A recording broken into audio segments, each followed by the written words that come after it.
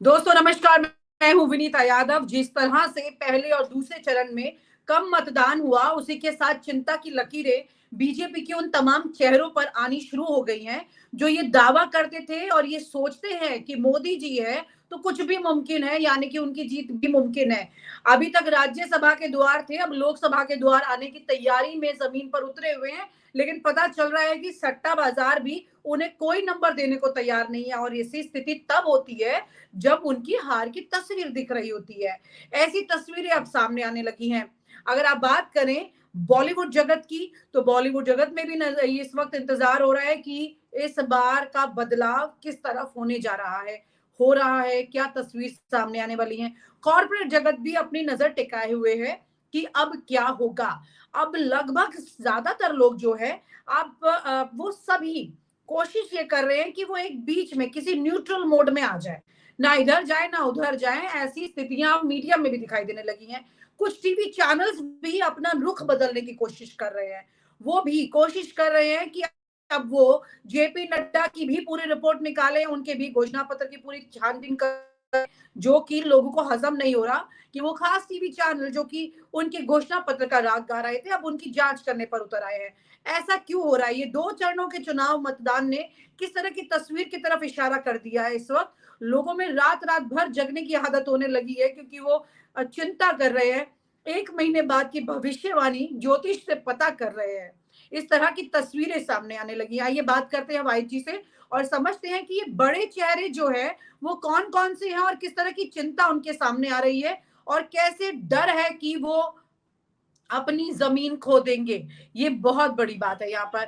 Y जी, मैं पहले तो ये जानना चाह रही हूँ कि जो खास चेहरे हैं जो कि राज्यसभा के थे और लोकसभा की जी। जमीन पर उतर आए, मोदी जी ने, खबर तो ये थी कि मोदी जी ने उनको जमीन पर इसलिए उतारा ताकि उनका भी टेस्ट हो सके।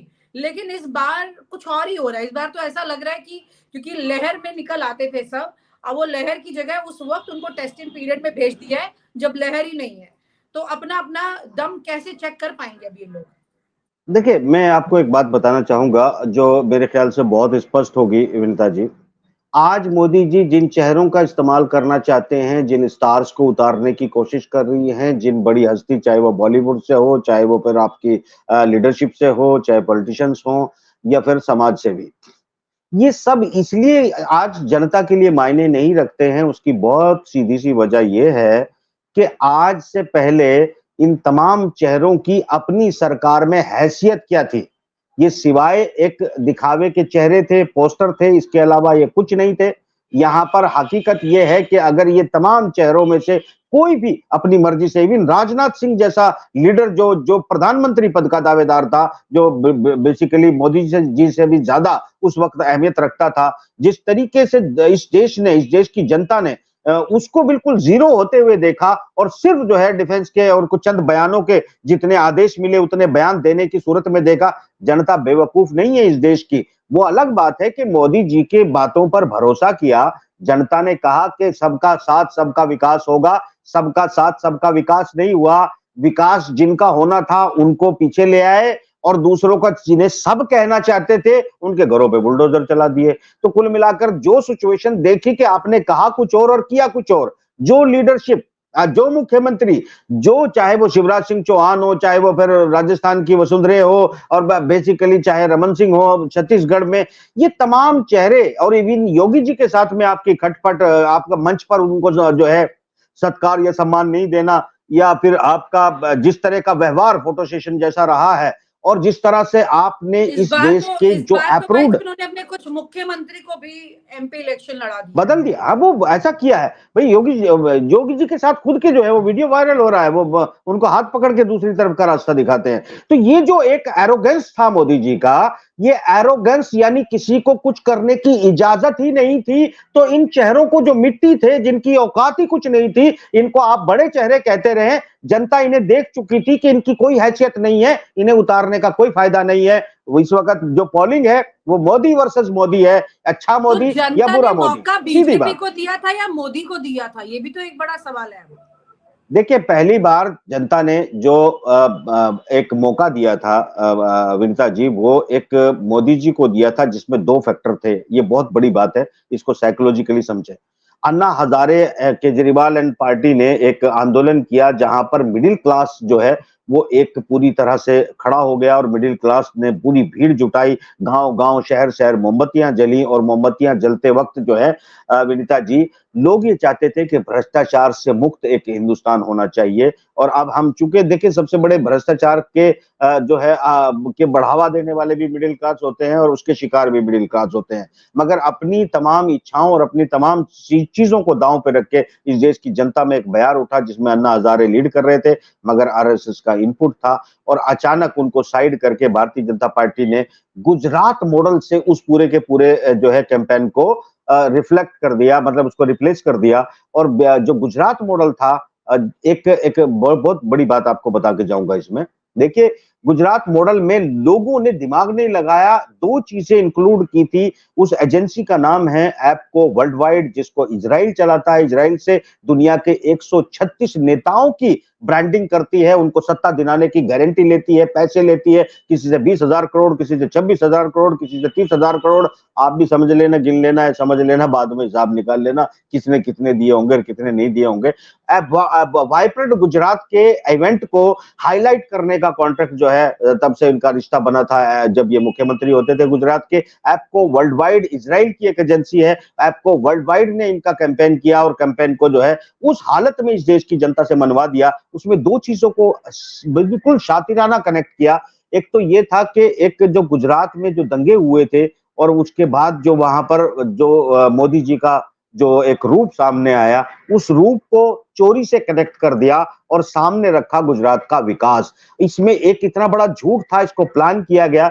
गुजरात उस वक्त ना तो हेल्थ सेक्टर में नंबर 1 थी, ना फाइनेंस में नंबर 1 थी, ना इकोनॉमी पे नंबर 1 थी, ना एक्सपोर्ट में नंबर 1 थी, ना पर कैपिटा इनकम में नंबर 1 थी, ना फार्मिंग में नंबर 1 थी। यानी इन सब चीजों में नंबर 1 यानी नंबर 4 नंबर 5 के नीचे होते हुए पूरे देश की जनता पे ये मनवा दिया कि गुजरात मॉडल दुनिया में सबसे बेहतर है। ये एजेंसियों का खेल होता है और एजेंसी आज भी खेल रही है। वो अलग बात है कि मैं अलग से समझाता हूं। अभी हमारी जो जनता है वो शायद मेरे बहुत सारे प्रोग्राम देखेगी तो तब उनको समझ में आएगा कि ये खेल कैसे होते हैं। मगर फिलहाल जो मैं आपको बताना चाहता हूं वो ये है कि एपको वर्ल्ड वाइड ने जो गुजरात, ये देखिए ये सबूत था, ये आज देखेगी जनता, आज भी सोचेगी। इनमें से किसी में से नंबर 1 ना होते हुए पूरी देश की जनता ने गुजरात मॉडल को एक्सेप्ट कर लिया। गुजरात मॉडल के एक्सेप्ट करके मोदी जी को प्रधानमंत्री बना दिया। सेकंड फेज के आते आते लोगों को लगा भाई ठीक है, 5 साल में तो ये कहते रहे नेहरू मेरे पीछे पड़ा रहा, मैं कांग्रेस मेरे पीछे पड़ी रही, गांधी जी मेरे पीछे पड़े रहे, अब मैं 5 साल में तो उन्हीं को काटा, उनके भूतों को तंत्र मंत्र जंत्र करके उनको भगाया है, नेहरू जी के भूत को। और जब नेहरू जी का भूत अब भाग गया है, अगले 5 साल में मैं आपको काफी डेवलपमेंट दूंगा।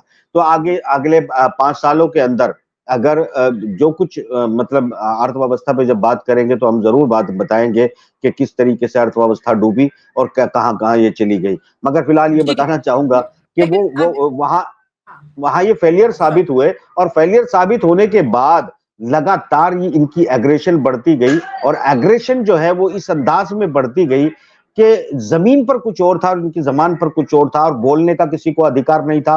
दुनिया की जबान छीन ली गई। मीडिया क्या होता है, मीडिया वालों कान खोल के सुन लेना, मीडिया वो होता है जो जनता की बात सरकार के साथ रखता है, सरकार का प्रचार भी जनता तक पहुंचाता है। मगर सरकार की जिम्मेदारी होती है कि पैसे खर्च करके उस पर अपना इश्तहार लिखे और उसको हर जो है माध्यम से वो आप प्रेषित करें और उस पर लिखा होना चाहिए प्रचार। यहाँ प्रचार नहीं लिखा गया, तमाम एंकर सरकारी हो गए, तमाम मीडिया सरकारी हो गया और जनता को अनाथ छोड़ दिया। और अब शायद जनता इन तमाम माध्यमों को भी अनाथ छोड़ने वाली है। मेरे ख्याल से जनता नहीं भूलेगी। हो सकता है कांग्रेस भूल जाए कि किस चैनल ने इनके साथ क्या किया था, हो सकता है। याद रखिएगा कि कौन असल में, मैं सलाम करता हूं आपको विनीता जी और उन तमाम अपने जो यूट्यूब पे मजबूरी में चैनल, सब बड़े चेहरे रहे हैं, सब बड़े चेहरे रहे हैं चैनलों के और मजबूरन उन्हें यूट्यूब पर चैनल खोलने पड़े। मुझे भी, मैं एक चैनल का मालिक हूं, मैं सैटेलाइट चैनल चलाता हूं, मैं एडिटर हूं, डायरेक्टर हूं, उसके बाद भी मैं प्रेफर कर रहा हूं कि यूट्यूब पे आके ही लोगों को अपनी बात कहूं, क्योंकि लोगों को टेलीविजन की स्क्रीन से इन्होंने डरा दिया और सब एक तरफ होकर जो इन्होंने रवैया अपनाया उसकी वजह से ये यहां तक पहुंचे। ना ही मोदी जी को पसंद किया जा रहा था, ना ही कोई बात सच थी। अलबत्ता वो सच जो है आप लोगों ने खोल दिया, ये आप लोगों का धन्यवाद है। लेकिन आज बीजेपी के अंदर एक घबराहट तो है, जो स्थितियां सामने दिखाई दे रही हैं। एक डर तो पैदा हो गया है। जानकारी सामने ये भी आ रही है कि बीजेपी के वो चेहरे जिन्हें वो सोच रही थी कि ये 100% जीतेंगे, अब उनकी सीटें भी फंसती नजर आ रही है। हेमा मालिनी की चर्चा होने लगी है फंसने की, उधर कंगना रनौत की सीट फंसने की चर्चा होने लगी है।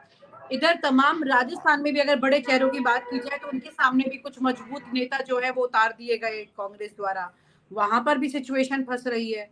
आपको क्या लगता है कि ये तमाम बड़े चेहरे अगर लुढ़कते हैं तो ये भी अपने आप में धराशायी हो जाएगा पूरी तरह, क्या कि लहर नहीं थी, और अगर ये चेहरे निकल जाते हैं तो क्या एक बार फिर से इसको लहर को ही इसका पूरा क्रेडिट दिया जाएगा? कोई लहर नहीं थी। मुझे लगता नहीं है कि चुनाव में कोई बदलाव होने जा रहा है। आपको हैरत होगी विनीता जी, शायद आपको भी और बहुत से लोगों को हैरत होगी जो बिल्कुल ब्लाइंड थे, बेचारे मासूम थे। मैं उन्हें अंधभक्त नहीं कहना चाहूंगा बिल्कुल भी, क्योंकि ये शब्द अच्छा नहीं होता कि किसी को आप अंधभक्त कहें। मगर बात यह है कि वो बेचारे जो है वो व्हाट्सएप ज्ञान या फिर मीडिया ने एक तरफा, क्योंकि 1 लाख या 1,000 आदमी एक साथ मिलके एक ही झूठ को बोले तो एक आम आदमी बेचारा जो बहुत ज्यादा अपने कारोबार से वक्त नहीं निकाल पाता है, जो बहुत सारी चीजों को नहीं कर पाता है बेचारा, तो वो भी बहकाए में आ जाता है। और ये जो कह रहे हैं ना अब वोट प्रतिशत जा रहा है, ये तमाम मोदी जी का वोट नहीं है, ये भारतीय इलेक्ट्रॉनिक मीडिया का वोट है जो आज बूथ पर नजर आ रहा है। मैं तो कहता हूं मोदी जी को शायद ही कोई वोट मिलता इस देश में अगर मीडिया सच बोलता, मगर ये तमाम आप ये कहते हैं कि मीडिया कुछ नहीं होता, ये बिल्कुल एक बड़ा झूठ होगा। मीडिया ही था जिसने वाइब्रेंट गुजरात को दुनिया का सबसे बड़ा इवेंट बना दिया। वो मीडिया ही था जिसने हर जगह पे असफल स्टेट को इस देश का मॉडल बना दिया। यानी कि जो केरला और पंजाब नंबर 1 नंबर 2 पे थे, लोगों ने सोचा ही नहीं कि नंबर 2 और नंबर 1 के बजाय नंबर 7 पे हम स्टेट को क्यों बनाएंगे अपने को, मगर अपने स्टेट को और पीछे ले जाने के लिए तैयार हो गए।